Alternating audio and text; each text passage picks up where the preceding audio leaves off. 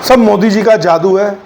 पूरी दिल्ली और पूरे देश के अंदर मोदी जी का जादू चला है और दिल्ली की जनता का बारंबार मैं धन्यवाद करता हूं, उनका आभार प्रकट करता हूं कि लगातार तीसरी बार उन्होंने दिल्ली में इतिहास रचा है और दिल्ली की 7 सीटें उन्होंने दोबारा भारतीय जनता पार्टी को विजय देकर अपना विजय दिलवाकर अपना आशीर्वाद देकर पुनः भारतीय जनता पार्टी का परचम दिल्ली में लहराया है।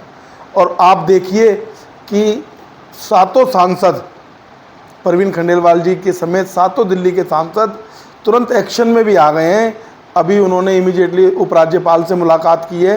वो दिल्ली की जनता के हित में काम करने के लिए डे 1 से उन्होंने काम शुरू कर दिया है। बल्कि अभी परवीन खंडेलवाल जी जो हमारे चांदनी चौक के अभी नए नवनिर्वाचित सांसद बने, उन्होंने तो यहाँ तक घोषणा कर दी है कि भाई मैं हर पटरी पर, हर वार्ड में पटरी पे बैठकर जनता की सुनवाई करूंगा, जनता के दर्शन करूंगा और जनता की बात को सर माथे रखकर उनके हितों में काम करने के लिए उनके बीच में बैठकर काम करूंगा।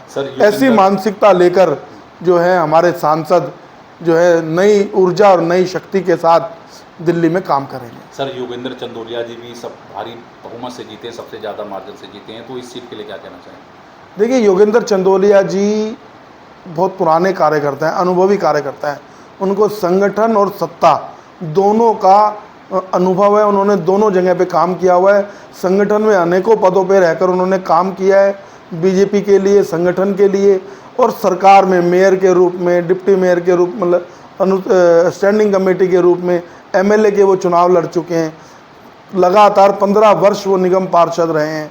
ऐसे में उनका जो अनुभव है वो दिल्ली की जनता के काम आएगा और वो दिल्ली की जनता के हित में काम करेंगे।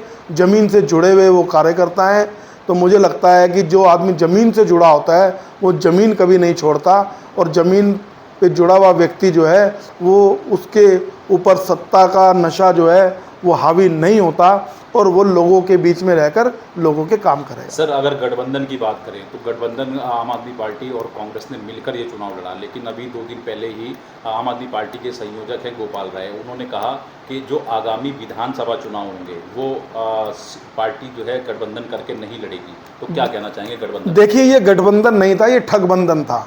इन्होंने मिलकर एक रणनीति बनाई कि दिल्ली के अंदर हम लोग मिलकर बीजेपी को हराने की इन्होंने जो सोच या उसको मैं साजिश कहूँ वो रचने की कोशिश करी, जो नाकाम हो गई। दिल्ली की जनता ने उनका पिटारा बिल्कुल बीच सड़क के ऊपर, बीच चौराहे के ऊपर फोड़ के रख दिया। मैं तो आज आपके चैनल के माध्यम से सुप्रीम कोर्ट का भी धन्यवाद करता हूँ कि सुप्रीम कोर्ट ने एक ऐसा कार्य किया, ऐतिहासिक कार्य किया। उन्होंने केजरीवाल को बेल देकर जो प्रचार के लिए अनुमति दी। नहीं तो होता क्या कि वो प्रचार करता नहीं, जेल में रहता और बाद में ये कहता जी मुझे तो प्रचार करने से रोक दिया गया इसलिए मैं दिल्ली में नहीं जीत पाया। तो आप ये देखिए कि सुप्रीम कोर्ट ने उसको जमानत दी और प्रचार करने की अनुमति दी, लेकिन दिल्ली की जनता ने उसको नकार दिया। किसी प्रकार की सहानुभूति दिल्ली के अंदर नहीं दिखाई दी, क्योंकि एक चोर के साथ, एक भ्रष्टाचारी के साथ ये दिल्ली की जनता बड़ी अनुभवी है। ये उसको जो है किसी प्रकार का उसके साथ सिंपैथी नहीं कर सकती। जो चोर है, जो भ्रष्टाचारी है, ये साबित हुआ और केजरीवाल का और कांग्रेस का भंडाफोड़ हुआ। एक भी सीट वो दिल्ली के अंदर नहीं जीत पाए। आप देखिए 3-3 लाख के मार्जिन से दिल्ली की जनता ने भारतीय जनता पार्टी को सांसदों को जितवाया है। ये बिल्कुल स्पष्ट है कि दिल्ली में केजरीवाल से लोगों का मोह भंग हो चुका है। आप देखिएगा कि इस बार जिस प्रकार का रिजल्ट दिल्ली में 7 लोकसभा हम जीत के आए हैं, अगले 6 महीने के बाद जो दिल्ली के अंदर विधानसभा का चुनाव है उसमें भी केजरीवाल को दिल्ली की जनता नकार देगी।